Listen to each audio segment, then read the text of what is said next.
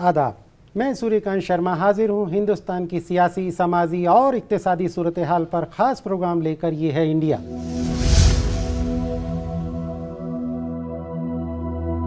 हमारे इस खास प्रोग्राम में आज बात क्लाइमेट परफॉर्मेंस की। आपको जानकर खुशी होगी कि नए भारत की तामीर के लिए हमारे प्राइम मिनिस्टर का perform India national movement climatic change performance के मैदान में बाजी मार ले गया है। अच्छी खबर यह है कि रीसेंट क्लाइमेटिक चेंज इंडेक्स में पहली बार हिंदुस्तान दुनिया के टॉप 10 ममालिक में 9वें पायदान पर काबिज हो गया है। ऐसे वक्त में जब पूरी दुनिया क्लाइमेटिक चेंज और उसके असरात से रात दिन परेशान है, हमारे मुल्क के लिए ये एक बहुत बड़ी कामयाबी है। अब सवाल ये है कि दुनिया के मंजरनामे पर उभरते भारत के इस कामयाबी में कौन कौन सी वजूहात हैं जिन्हें हमें समझना, अमल में लाना इसलिए भी ज़रूरी है कि हमें एक मुल्क के तौर पर आगे की मंजिल तय करनी है। इसी को समझने के लिए हमने अपने स्टूडियो में बुलाए हैं 3 खास मेहमान। जवाहरलाल नेहरू विश्वविद्यालय के professor Ramanathan, professor Saumitra Mukherjee, NISCAIR के retired scientist doctor J Sundaresan Pillai. आप तीनों का हम खैर मकदम करते हैं अपने स्टूडियो में और आपसे बातचीत करेंगे आज के हिंदुस्तान की इस कामयाबी पर। सौमित्र साहब, आपका एक अपना मयार रखते हैं, आप माहिरीन हैं अपने सब्जेक्ट के। हाल ही में CCPI ने इंडिया के क्लाइमेटिक परफॉर्मेंस चेंज पर एक बहुत बड़ी छलांग दर्ज की है। आपका इसमें क्या रिएक्शन है? तुरंत रिएक्शन देना एक वैसे अगर देखा जाए तो बहुत जल्दबाजी होगी वो इसके एनालिसिस करना। लेकिन अगर आप देखें कि ये सबसे बड़ी बात यह है कि ये हम सब लोग इसके लिए बधाई के पात्र हैं, पूरा देश बधाई का पात्र है। लेकिन इसमें जो पर्यावरण के बारे में अगर आप देखें तो उसमें आप देखेंगे कि इसमें क्या क्या फैक्टर हैं जिसके वजह से जो है ये क्लाइमेट चेंज होता है और जिसके वजह से वो सुधरता है या बिगड़ता है। उसमें कई चीज़ें ऐसे हैं जो कि हमारे वजह से होती है, मतलब मैन मेड, और कई चीज़ें ऐसी हैं जो नेचुरल है।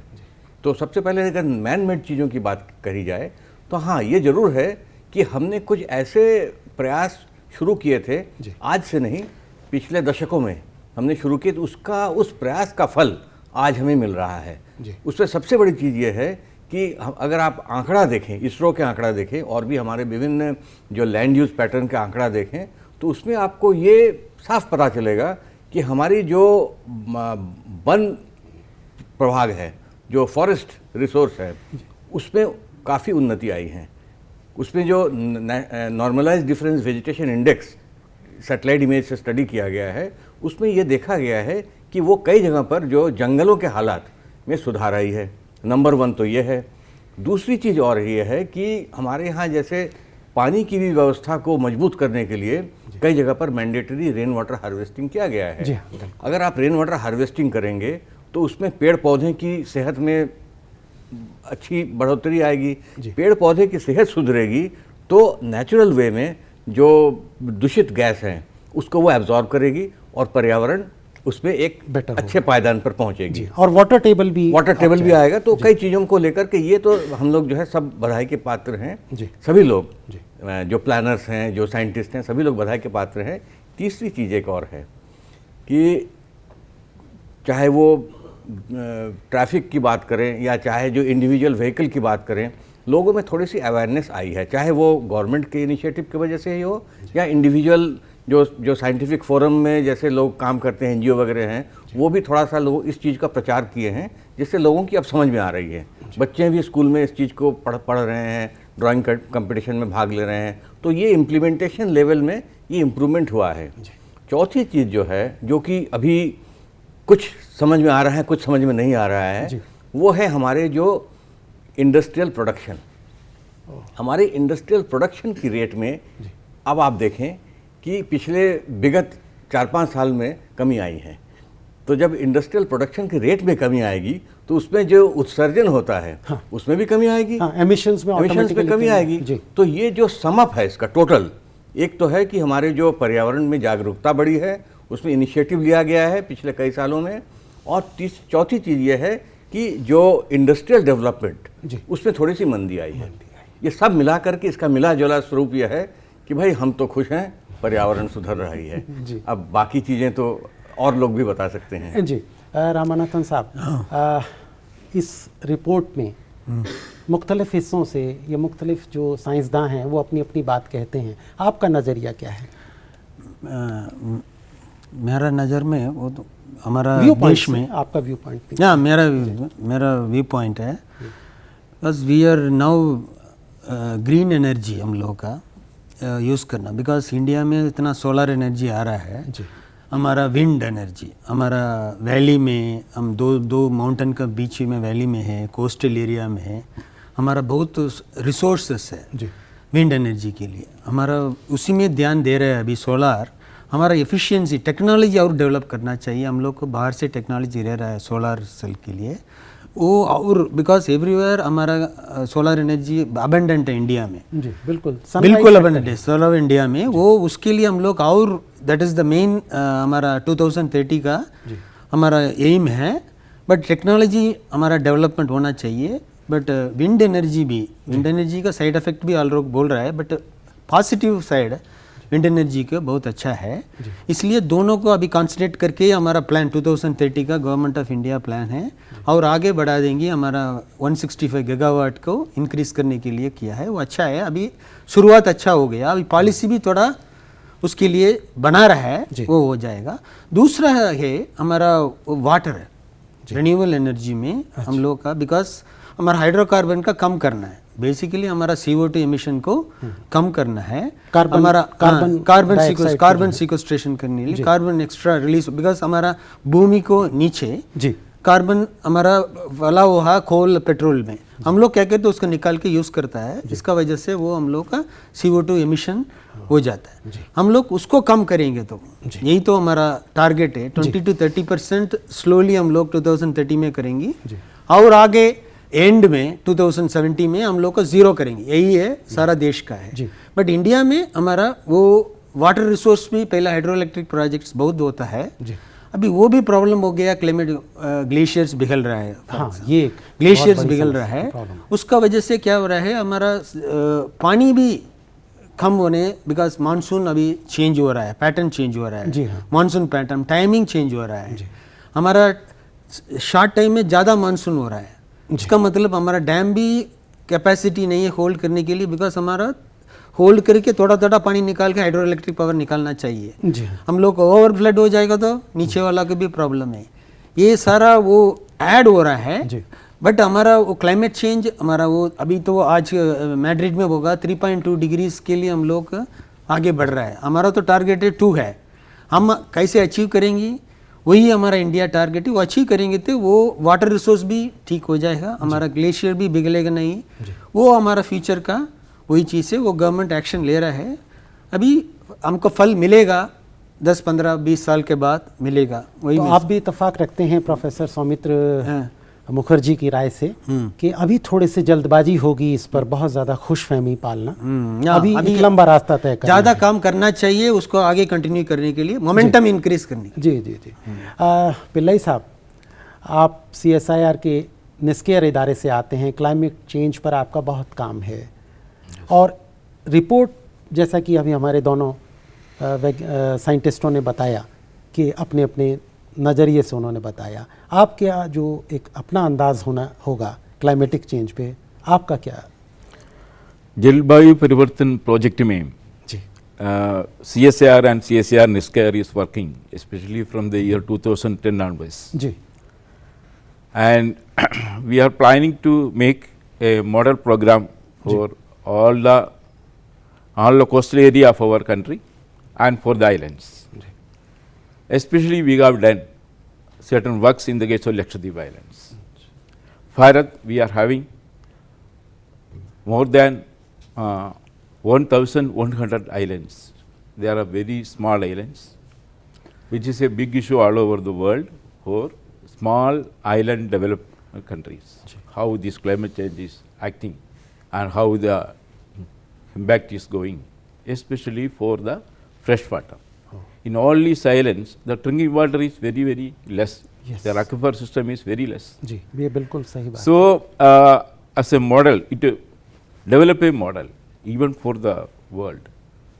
What we have done, we are using solar energy it to convert जी the aquifer, which is already intruded by the seawater due to sea level rise into fresh water.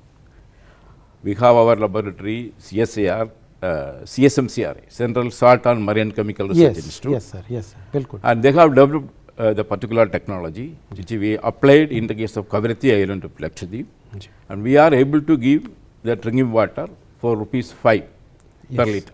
और मैं समझता हूँ पिल्लई साहब, आपने इसको डिफरेंट साइंस एग्जीबिशंस में या इंडियन साइंस कांग्रेस के टाइम में भी, अगर मुझे गलत नहीं हूँ, या जितने भी टेक्नोलॉजी फेयर होते हैं वहाँ वो टेक्नोलॉजी आपकी इस लैब ने शो भी की है.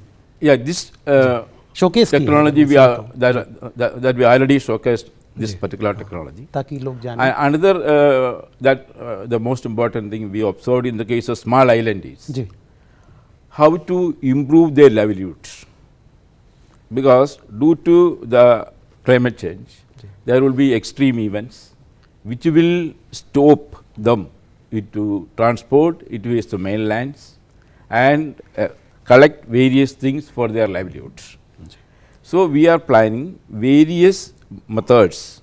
For example, seaweed. Seaweed is well available in the case of Lakshadweep Islands. So we are planning to make small groups to develop various things, including cookies, from this, so that it will help their livelihoods. Another thing we observed in the case of small island is how to dispose the waste, how to dispose the waste material. And for that also we have developed certain technologies which we already established and shown in various places. Another most important thing is there are a lot of coconut trees in these islands, जी and their waste is to be converted into energy, especially to methane for various purposes. So various technologies we have developed and showcased for a clean air and water. That's it. तो ये तो बहुत अच्छी बात आपने बताई, और हमारी गुजारिश आपने मानी भी कि हम आम फहम भाषा में लोगों तक अपनी बात पहुंचाएं. अपनी जो भी महारत आपने अपने अपने फील्ड्स में हासिल की उसको हम सिंपल लैंग्वेज में लोगों तक पहुंचा रहे हैं. सौमित्र साहब, अभी इंडिया ने अपने जीडीपी का 21% एमिशन कम किया है, और ये क्या वजह रही जो एक अच्छी, मैं समझता हूँ बाय एनी स्टैंडर्ड ये एक बहुत अच्छी पोजीशन है कि अपने जीडीपी के 21% एमिशंस को कम कर देना. ये बात अलग है कि 35% पर भी जाना है, वो एक आगे की बात है, लेकिन ये 21 तक हम कैसे पहुँचे, आपके हिसाब से क्या लगता है? देखिए, उसमें कोई भी चीज़ ओवरनाइट नहीं होता है, रातों रात नहीं होता. हाँ, आपने अभी बताया भी कि ये पहले से प्लानिंग जो है बहुत पहले से ही चल रही थी जी, और जो प्रेजेंट गवर्नमेंट है उसने उसको इम्प्लीमेंट किया है. वो सबसे बड़ी चीज़ है, वो बधाई के पात्र हैं कि उन्होंने इस चीज़ को इम्प्लीमेंट किया है, और इम्प्लीमेंट करने में जो है उन्होंने कोई कमी नहीं छोड़ी है. जो प्लानर्स हैं वो भी इन चीज़ों को समझ में आया, क्योंकि चीज़ों को एक बार प्रेजेंट करना और जो इंडस्ट्रियलिस्ट को वो समझाना, फिर वो इम्प्लीमेंट करना, इन्हीं कई स्टेप्स में ये करना पड़ता है. बहुत मुश्किल काम, कई स्टेप्स में करना पड़ता है. लेकिन इसमें मेरे ख्याल से थोड़ा सा इसको और आगे बढ़ा सकते हैं कि अगर उनको थोड़ी सी इंसेंटिव दिया जाए, जो भी इंडस्ट्री इस चीज़ को कम करने में जो मदद करेगा उसको थोड़ा सा इंसेंटिव दिया जाए किसी भी तरह से. इन चीज़ों को और भी बढ़ावा देना चाहिए. अब जैसे विंड एनर्जी की बात इन्होंने बताया, तो विंड एनर्जी एक हमारे देश में, मैं आपको बता रहा हूँ कि इसकी जो है बहुत ज़रूरत है आज के डेट में. फॉर एग्जांपल, जैसे पिल्लई साहब ने बताया स्मॉल आइलैंड की बात, तो उसमें जैसे अंडमान निकोबार में एक जगह पर बहुत साल से हम लोगों ने वहाँ काम किए हैं, सभी लोगों ने किए हैं. तो उसमें एक है चैथम सॉमिल. अच्छा, चैथम सॉमिल विंड एनर्जी से चलती है. ओह, और वो जो है उस आइलैंड के लिए एक वरदान है. ये सर कैथल सॉमिल है क्या? चैथम वो लकड़ी का सॉमिल है. लकड़ी उससे चिराई का काम होता है. अच्छा. और उसमें जो है वो जो है उसमें वो बिल्कुल मतलब कोई पॉल्यूशन उससे नहीं होता है, कोई उससे जो है नुकसान नहीं होता. विंड से चलती है वो जी. क्योंकि समुद्र के किनारे विंड के एक पर्टिकुलर डायरेक्शन होती है, फ्लो होती है, तो वो चलती है. और जो डेजर्ट में भी ये कर सकते हैं. अब जैसे हिमालयन एरिया में कई जगह पर जहाँ की विंड की वेलोसिटी और डायरेक्शन को स्टडी करके उसको कर सकते हैं. तो धीरे धीरे करके जो प्लानिंग साइंटिस्ट ने कर दिया, उसकी इम्प्लीमेंटेशन एक सुचारू ढंग से अलग अलग एरिया के लिए, क्योंकि हमारा देश बहुत विभिन्न तरह के यहाँ पर टोपोग्राफिक वो है, जी तो वहाँ पर जैसे प्लेन एरिया में एक विंड डायरेक्शन एक पर्टिकुलर तरफ से जाती है। अब जैसे वो सीजन वाइज भी फ्लक्चुएट करती है, जैसे जुलाई अगस्त तक जो है एक पर्टिकुलर डायरेक्शन से वो साउथ की तरफ से आती है, फिर जो है उसके बाद वो उत्तर की तरफ से आती है, जो एनसीआर रीजन की बात मैं कर रहा हूँ। तो इस एरिया में अगर कोई छोटे मोटे इंडस्ट्री लगाने हैं तो विंड डायरेक्शन को भी और उसके बहाव का वो भी ध्यान रखना जरूरी है। कितनी खूबसूरत अंदाज है। और अब जल्द से निकलते हैं, सोलर ने ये जो 21 से 35%, 21 तक पहुँचे और 35% हमको एमिशंस कम करना है, काटना है, तभी हम एक वर्ल्ड के मैप पे प्रॉपरली अपनी जो एक प्रेजेंस है एम्फेटिकली रजिस्टर करा पाएंगे। तो सोलर एनर्जी किस तरह से हमें इसको आगे बढ़ा सकता है? तो हमारा इम्पोर्टेड टेक्नोलॉजी है अभी पूरा। अच्छा, हमारा इंडिजिनस आएगा तो रेट भी बढ़ जाएगा। अभी हमारा तो सर हमारी इसमें अचीवमेंट्स क्या है? अचीवमेंट्स क्या है, मतलब हम बात 21 से 35 की है, 21 तक पहुंचे, 35 तक नहीं, हम लोग बढ़ा दिया, सोलर एनर्जी हार्वेस्टिंग को बढ़ा दिया हम लोग। उसको फॉर एग्जांपल हम लोग का मेन ग्रिड में इलेक्ट्रिसिटी दे रहा है ना, वो घर में बना सकता है, वो मेन ग्रिड में दे सकता है, उसमें छूट मिलता है। हाँ, उनको छूट मिलता है, इसलिए गवर्नमेंट इंसेंटिव देना शुरू करे। सपोज गवर्नमेंट टैक्स देना कार्बन टैक्स करेगा तो वो इतना हमको फल नहीं मिलेगा। हम लोग गवर्नमेंट क्या किया, इंसेंटिव देना शुरू कर दिया। सर कितनी सोलर एनर्जी हम यूज कर रहे हैं और कितनी करनी चाहिए? नहीं, वही तो मैंने बोला ना, अभी हम लोग का 65 गीगावाट हो रहा है दोनों मिला के। अच्छा, हमारा टारगेट है 165।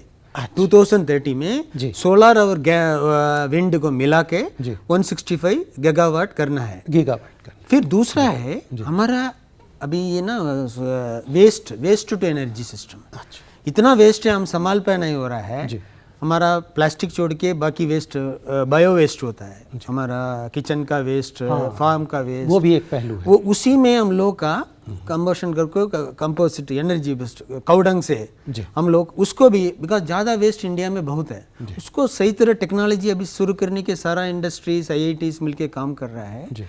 वो इनको इंसेंटिव अभी शुरू कर रहा है, इंसेंटिव ज़्यादा देने में वो लोग हम लोग शिफ्ट करेंगे।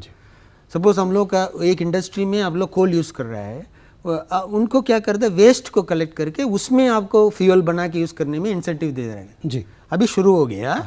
उसी में यूज़ करेगा तो हमको बेटर चांसेस, कोल कम हो जाएगा, CO2 एमिशन कम हो जाएगा। ऑलरेडी एग्जिस्टिंग वेस्ट को हम यूज़ करके हम लोग CO2, इसके वजह से सारा प्लानिंग चल रहा है, पॉलिसी और एक्सेलरेट करना पड़ेगा। वही मैं बोला था, गवर्नमेंट पॉलिसी और एक्सेलरेट करने में और कम हो जाएगा, 35 to 40% कम हो सकता है, उसको पॉसिबिलिटी है।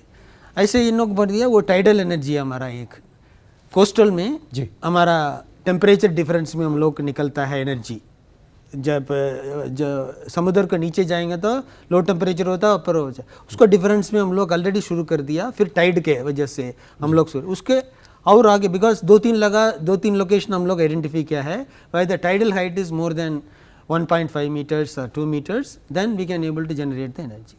वो भी चल रहा है, उसको ओशन का हम लोग यूज़ कर सकता है। ये सब तो हमारा पॉलिसी में है, अभी पॉलिसी इम्प्लीमेंट होना चाहिए एंड इंसेंटिव ज़्यादा होना चाहिए, इसकी वजह से हम कम हो सकता है, 35 to 40 अचीव कर सकते हैं। सब कुछ है, बस उसको एक इम्प्लीमेंट करने की दरकार है, एक्सेलरेट करना, विल पावर चाहिए। और साथ साथ गवर्नमेंट और गवर्नमेंट तो आगे इनिशिएटिव ले लिया और आगे चलाना है। जी पिल्लई साहब, पहली बार टॉप 10 में इंडिया, और वो भी 9वें पायदान पे, और उसमें जिस स्थिति में हम आए, मैंने अभी आपसे दोनों मेहमानों से चर्चा की, 21% तक आए, 35 तक। वाटर का क्या रोल है, बाकी चीज़ों का क्या रोल है, सोलर एनर्जी का क्या रोल है? आपकी दृष्टि से हमें टॉप 10 में 9th पोजीशन से और आगे जाने में क्या करना चाहिए, क्या मतलब और बेहतरी कर सकते हैं? Actually, India, Bharat is the 6th best performance of the climate change adaptation and other things in the world. We are the leading, we have the leading position. And all our performance is based on IPCC direction, intergovernmental plan for the climate change, which is basically they are taking care on the poor people of the society. So all our climate change programs, whether it is solar, it is the other non-conventional energy, or the fossil fuel that we impose tax on fossil fuel, or the incentives we are giving for the electric vehicles. हाँ, electric vehicle एक और and we have distributed about 80 million gas connection to replace the fire things which is happening in our villages. And we distributed about 360 million bulb, which is having less energy, and out of which 10 is we placed in the street. All these things are mainly concentrating on the poorest of the poor in the society. So, we have to concentrate on this kind of actions on one side, and the other side we have a special ecosystem. India has a special ecosystem, whether it is the Himalaya, whether it is the coastal region, whether it is forest region or small islands. I talked about the small islands. We are having 1,100, 260 islands we are having, about 1260 islands we are having. Out of which these islands are very small islands, and people are, that is about 4 square kilometer, 2 square kilometer, 1 square kilometer in the case of Lakshadweep Islands. And we have to see that their livelihood is also protected along with various actions we are taking for climate change. Very well taken point sir, बहुत these are खूबसूरत। the things we जी, have to. अब मैं मुखर्जी साहब से आता हूँ, और ये तो जाहिर है कि अब हम इस नक्शे पर बढ़ रहे हैं। हमारी पूरी पुरजोर कोशिश होगी कि हम इस एमिशंस को कम करें, पॉल्यूशन को बेहतर कम करें, और ग्रीन जो कनेक्टिविटी है, ग्रीन प्रोडक्टिविटी है, उसको बढ़ाएं। आप मुझे अपनी दृष्टि से ये बताइए कि इंडिया को ग्रोथ करने के लिए क्या डूज़ और डोंट्स होने चाहिए, कि हमको क्या करना चाहिए और क्या नहीं करना चाहिए। देखिए, सबसे बड़ी चीज़ तो यह है कि जो कार्बन एमिशन है उसको किसी भी तरह से हमें कम करना है, चाहे जैसे भी हो। और बाकी जो अभी जिस चीज़ को हम लोग यूज़ नहीं कर रहे हैं, जैसे फॉर एग्जांपल सोलर एनर्जी, उसको हम जो है अधिक से अधिक हम यूज़ कर सकते हैं, क्योंकि भाग्य से हमारे देश में सोलर एनर्जी की कोई कमी नहीं है। लेकिन उसमें क्या है कि जो सोलर एनर्जी भी एक फिक्स्ड मात्रा में नहीं आती है। 2005 में एक रिसर्च हुई थी, उसमें लार्सन एंड फ्राइस ने पेपर पब्लिश किया था नेचर जर्नल में। उसमें यह था कि solar energy is not constant. उसमें जो है एक यूएसए में नासा ने एक सैटेलाइट लॉन्च किया, सन ऑब्जर्वेटरी, हेलियोस्फेरिक ऑब्जर्वेटरी सैटेलाइट। तो उसमें जो है प्रति क्षण हम लोग ये देख सकते हैं कि सूर्य से कितनी एनर्जी आ रही है, और उस जहाँ पर कहाँ ज़्यादा एनर्जी आ रही है, कहाँ कम आ रही है। जैसे शीत गर्मी ऋतु तो अलग अलग है, लेकिन जो उसमें भी कभी बहुत ज़्यादा गर्मी आ जाती है, कभी कम आ जाती है। तो उसमें जब गर्मी ज़्यादा आती है तो विंड की वेलोसिटी, विंड की डायरेक्शन, इन सब चीज़ों में तब्दील आती है। जो इवेपोरेशन, उस पर तब्दील आती है। जो सॉइल मॉइस्चर, जो कि बहुत बड़ा फैक्टर है क्लाइमेट चेंज में, उसमें तब्दील आती है। इसको मद्देनज़र रखते हुए इंडियन स्पेस रिसर्च ऑर्गेनाइजेशन ने 2020 में एक सैटेलाइट लॉन्च करने की मंशा जाहिर किया है। और वो जो है वो सूर्य का अध्ययन करेगा। जी, जो जैसे अमेरिका में सन ऑब्जर्वेटरी, हेलियोस्फेरिक ऑब्जर्वेटरी के डेटा से हम लोग काम कर रहे हैं, तो इंडियन इंडिजिनस सैटेलाइट आएगा, उसमें सूर्य का अध्ययन होगा। उसमें प्रति क्षण पर सेकेंड कितना एनर्जी हम लोग आ रहा है, कितना वाट्स पर स्टेरेडियन पर सेकेंड आ रही है एनर्जी, वो हम कैलकुलेट कर सकते हैं। बेस्ड ऑन दैट हम अपने फ्यूचर प्रोग्राम को और भी ज़्यादा साइंटिफिकली स्ट्रेंथन कर सकते हैं, जिससे कि सोलर एनर्जी को हम किस समय कितना ज़्यादा उपयोग में लाएं, और किस समय उस चीज़ के ऊपर हम कम भरोसा करें। जैसे बादल छा गया, उस समय ऑल्टरनेट हम एनर्जी का उपयोग रख सकते हैं, लेकिन that should be alternate. Solar energy will be the prime source of energy. जैसे कई जगह पर अगर आप दिल्ली से नोएडा के रास्ते में जाएं, तो कई जगह पर आप देखेंगे कि जो स्ट्रीट लाइट्स हैं वो सोलर पैनल से चलते हैं। जी हाँ, वहाँ पर दोनों तरफ जो है सोलर लाइट यूज होती है। इस तरह के प्रयास जो है बहुत सराहनीय है। इस तरह के जो एफर्ट्स और ये इंडिया एक बिल्कुल सही डायरेक्शन में इस समय जा रही है कि जो ग्रीन एनर्जी का उसमें, जिससे कि हमारे पर्यावरण के प्रदूषण को कम हो, और जो हमारे जो कार्बन फुटप्रिंटिंग जो है उसमें कमी आए। तो रामानंदन साहब, आप क्या कहना चाहेंगे? Dos and don'ts, concluding remark. डून्स we are already doing something as you told, but और आगे काम और आगे, फॉर एग्जाम्पल एग्रीकल्चरल, हम लोग एग्रीकल्चरल ज़्यादा हम लोग पानी यूज़ करता है, एंड ऑल्सो नवडेज कई जगह हम लोग बासमती राइस होना है, उधर नहीं, उधर ही होना चाहिए। जो जोग्राफिकल इंडिकेटर्स है जी, कहीं पानी कम है उसके हिसाब से करना चाहिए। शुगर केन उधर नहीं होना चाहिए, ये बासमती राइस नहीं होना चाहिए, बिकॉज उसमें भी हम लोग क्या पंप कर रहा है ग्राउंड वाटर को, उसमें कार्बन एक्सक्रीट कर रहा है। सो इसके हिसाब से हम लोग को पहले से कहाँ पानी है, कहाँ जोग्राफिकली साइल उसको फेवरेबल है, उसके हिसाब से हम करेंगे तो और हम कार्बन वो तो गवर्नमेंट इसमें अभी इसके वजह से हम लोग का गवर्नमेंट का पोल्यूशन आ रहा है। सपोज अभी दिल्ली का पोल्यूशन आ रहा है, हम लोग का ज़्यादा राइस प्रोड्यूस कर रहा है, यूज़ करने वाला नहीं है, उसको एक्सपोर्ट कर रहा है। एक्सपोर्ट कर रहे हैं मतलब you are exporting water as well as carbon, हम लोग दूसरा जगह के। बहुत बेहतर, बहुत अच्छे से हमने समझा बातों को और ये भी कोशिश की आपसे समझने की कि पानी, सोलर और ओवरऑल रिसर्च का पूरा एक कॉम्बिनेशन है, पूरा एक मिला जुला असर है जो हमने अपने नाजरीन को बताया, अपने हमारे सब देखने स्टेक होल्डर्स के लिए है कि लंबा रास्ता भी तय करना है। बहुत ज़्यादा खुशफहमी में नहीं आना है, लेकिन पॉजिटिवली काम करना है जितना हो सके। तो हमारी इस खास पेशकश में फ़िलहाल बस इतना ही। हमारे इस प्रोग्राम में आप भी अपनी राय भेज सकते हैं। इसके लिए हमारा ईमेल आईडी है ddurduspecials@gmail.com। अब हमारी पूरी टीम को दीजिए इजाज़त। आदाब।